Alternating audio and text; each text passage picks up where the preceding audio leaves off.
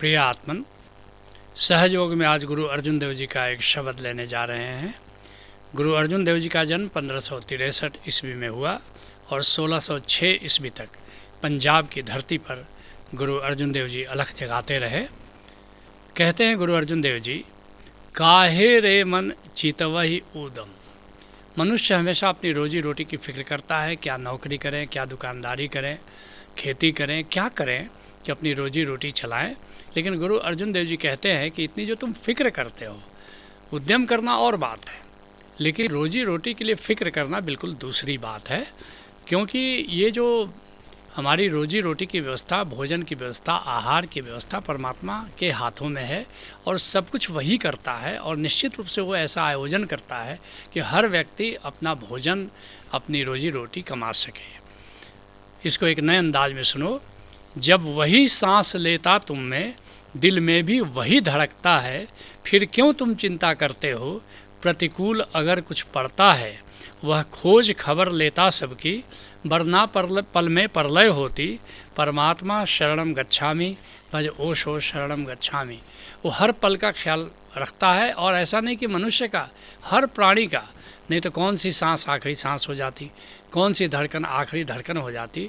जब वो इतनी फ़िक्र कर रहा है हम सब के लिए, तो हमको खुद के लिए इतनी फ़िक्र करने की क्या ज़रूरत है। कहते हैं गुरु अर्जुन देव जी, काहे रे मन चितवहि ऊधम, जा आहर हरजू परिया। जब आहार के, भोजन की सारी व्यवस्था अस्तित्व स्वयं कर रहा है, तो फिर हमको रोजी रोटी की फ़िक्र करने की क्या ज़रूरत है।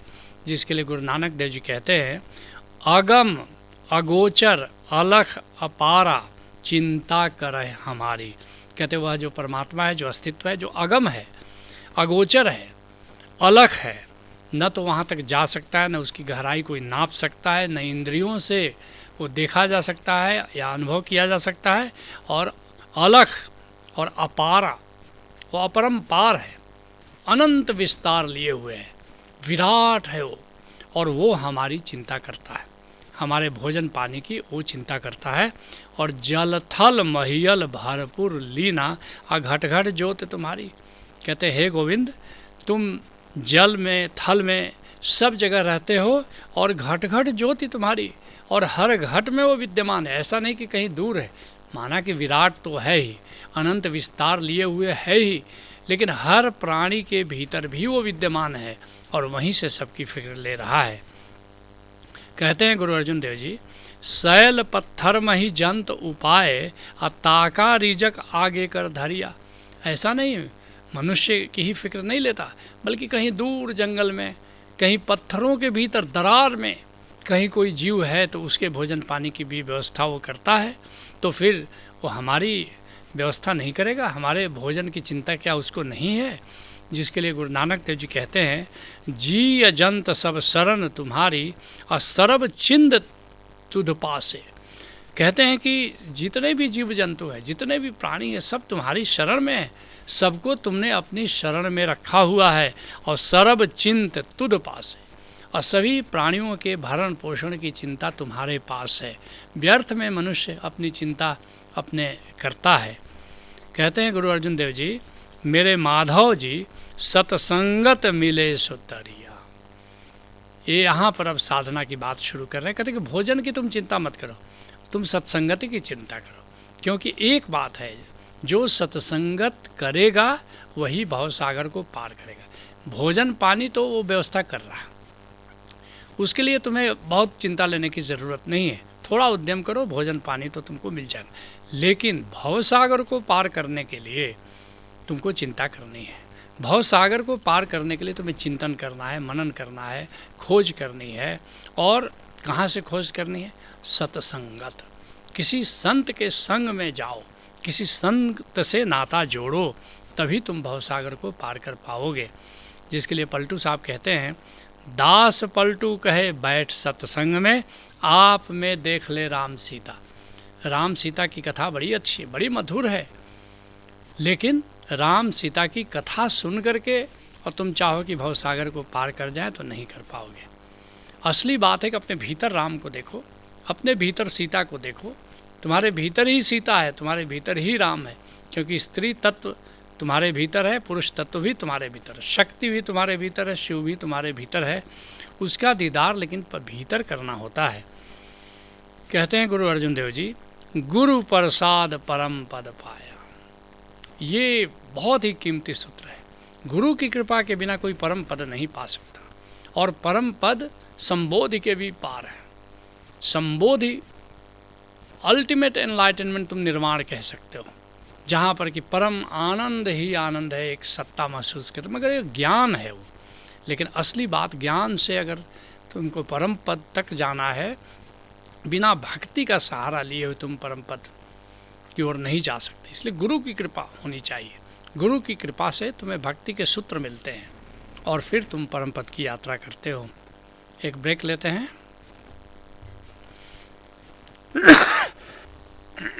शुरू करें। राइट। जिसके लिए दादू साहब कहते हैं, हरि मार्ग मस्तक दीजिए। प्रभु के मार्ग पर चलना है तुम्हें, और जीवन को दांव पर लगा देना है।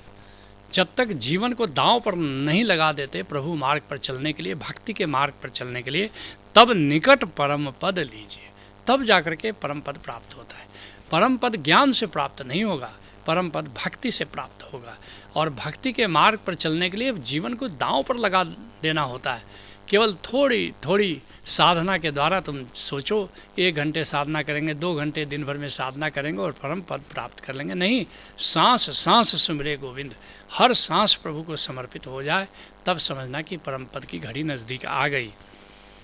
कहते हैं गुरु अर्जुन देव जी, सूखे कासट हरिया, गुरु प्रसाद परम पद पाया, और सूखे कासट हरिया। और एक बात याद रखना, इसके लिए बहुत पुण्यात्मा होने के लिए ज़रूरत नहीं है, इसके लिए बहुत विद्वत्ता की ज़रूरत नहीं है, इसके लिए बहुत धनवान होने की ज़रूरत नहीं है। निकृष्ट जीव भी परम पद प्राप्त कर सकता है अगर गुरु की कृपा हो जाए। सूखे काष्ठ हरिया, सूखा काष्ठ भी हरा हो जाता है, लेकिन गुरु की कृपा के बिना कुछ भी नहीं हो पाता है। गुरु की कृपा हो, गुरु का संग साथ हो, फिर देखोगे कि परम पद की यात्रा मुश्किल नहीं है। जिसके लिए रविदास साहब कहते हैं, गली गली को जल बही आयो, सुरसरी जाए समायो। देखते हो, गली में जो नाले में जो पानी बहता है, वो भी जब गंगा में जाता है तो गंगा के जल से मिलकर के गंगा जल हो जाता है। ठीक ऐसे ही निकृष्ट से निकृष्ट जीव भी अगर गुरु की कृपा उसको मिल जाए तो वो भी परम पद को प्राप्त कर लेता है। संगति के प्रताप महात्म, नाम गंगोतक पायो। कितना संगति का प्रभाव है, संगति का प्रताप है कि नाले का पानी भी गंगा में मिलकर के गंगा हो जाता है। कहते हैं गुरु अर्जुन देव जी, जननी पिता लोक सुत बनिता, कोई न किसकी धरिया। हम क्या करते हैं, हम अपने परिवार में उलझे रहते हैं, सोचते हैं कि हमारा बेटा हमारा सहारा होगा, हमारी पत्नी हमारा सहारा होगी। लेकिन याद रखना कि चाहे माँ हो कि पिता हो कि बेटा हो कि पत्नी हो कि संसार हो, कोई न किसकी धरिया, कोई भी किसी का अवलंब नहीं हो सकता, कोई भी किसी का अवलंब नहीं हो सकता। जिसके लिए चरण दास कहते हैं, हरि बिन कौन तुम्हारो मीता, गोविंद के बिना भला कौन तुम्हारा दोस्त हो सकता है, बताओ। कुटुंब संघाती स्वार्थ लागे, जितने भी तुम्हारे कुटुंब हैं, संबंधी हैं, वो सब स्वार्थ के लिए तुमसे जुड़े हुए हैं। अगर आज तुम्हारे पास धन नहीं है, और फिर देखो कि कितने कुटुंबी तुम्हारे साथ जुड़े हुए हैं। तेरी काहू को नहीं चीता, तुम्हारी चिंता किसी को नहीं, सब स्वार्थ के लिए अपना संबंध बनाए हुए हैं। इस बात को ज़रा समझो, और इसलिए गोविंद से अपनी मैत्री करो, गोविंद से अपनी मित्रता करो। कहते हैं गुरु अर्जुन देव जी, सिरी सिरी रिजक संबाहे ठाकुर, हर जीव तक गोविंद भोजन पहुंचा रहा है। इस बात को ज़रा समझो, क्या तुम तक वो भोजन नहीं पहुंचाएगा। सिरी सिरी रिजक संबाहे ठाकुर, काहे मन भाव करिया। है मेरे मन, तू क्यों भयभीत है कि तुम्हें भोजन नहीं मिल पाएगा। जब हर जीव तक, छोटे बड़े जीव तक प्रभु स्वयं भोजन पहुंचा रहा है, तो निश्चित ही तुम्हारे भोजन पानी की भी वो व्यवस्था करेगा। जिसके लिए बिहार के दरिया साहब कहते हैं, जो सत शब्द विचारे कोई, और अभय लोक सिधारे सोई। लेकिन याद रखना, यह जो भय है बना हुआ कि, और असली भय मृत्यु भय है, और बाकी सबकी भोजन नहीं मिलेगा तो नौकरी नहीं मिलेगी तो दुकानदारी नहीं चलेगी, ये मृत्यु भय के ही लघु संस्करण है। लेकिन भय से मुक्त कैसे होगे, कैसे मृत्यु भय विदा होगा। कहते हैं, जो सत शब्द विचार, जो सत्य नाम को जानता है, जो सत्य नाम के सुमिरन में रहता है, जो ओंकार के सुमिरन में रहता है, जो जान लेता है कि मैं तो ओंकार हूँ, मेरी आत्मा ओंकार स्वरूप है, परमात्मा ओंकार स्वरूप है, मेरा तादात्म्य है कि मैं आत्मा हूँ, मैं आत्मा की जो झंकार हो रही है, जो आत्मा में प्रकाश फैला हुआ है, मेरा ये असली स्वरूप यही है। मैं तो अजन्मा हूँ, मैं तो अमर हूँ, मैं तो शाश्वत हूँ, मैं तो अमृत हूँ। ऐसा जिसको बोध हो जाता है वो अभय लोक में उसका प्रवेश हो जाता है, वो सारे भयों से मुक्त हो जाता है। कहते हैं गुरु अर्जुन देव जी, उड़ी उड़ी आवे 100 कोसा तिस पाछे बचरे छड़िया।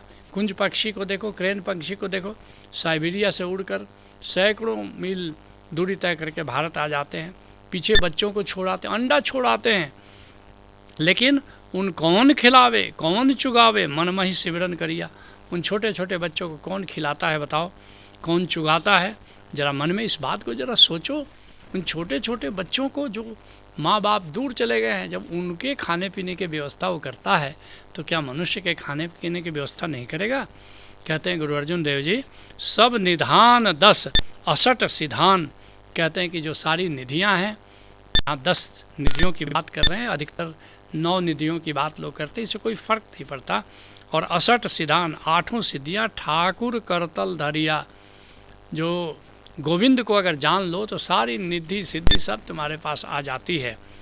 जिसके लिए कबीर साहब कहते हैं, जाकी गांठी नाम है ताके है सब सिद्ध।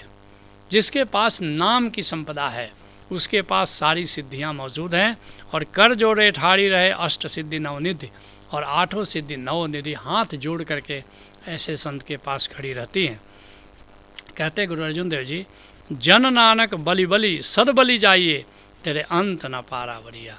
नानक देव जी कहते हैं गुरु अर्जुन देव जी के माध्यम से कि ऐसे गोविंद पर बलिहारी जाता हूँ, तेरा अंत न पारावरिया। हे गोविंद, तेरा कोई आदि है न अंत है, तेरा आर पार नहीं है, तू अनंत है, अनंत विस्तार लिए हुए तू विराट है, तू कृपालु है, तू दयालु है, तू सबका भरण पोषण करता है।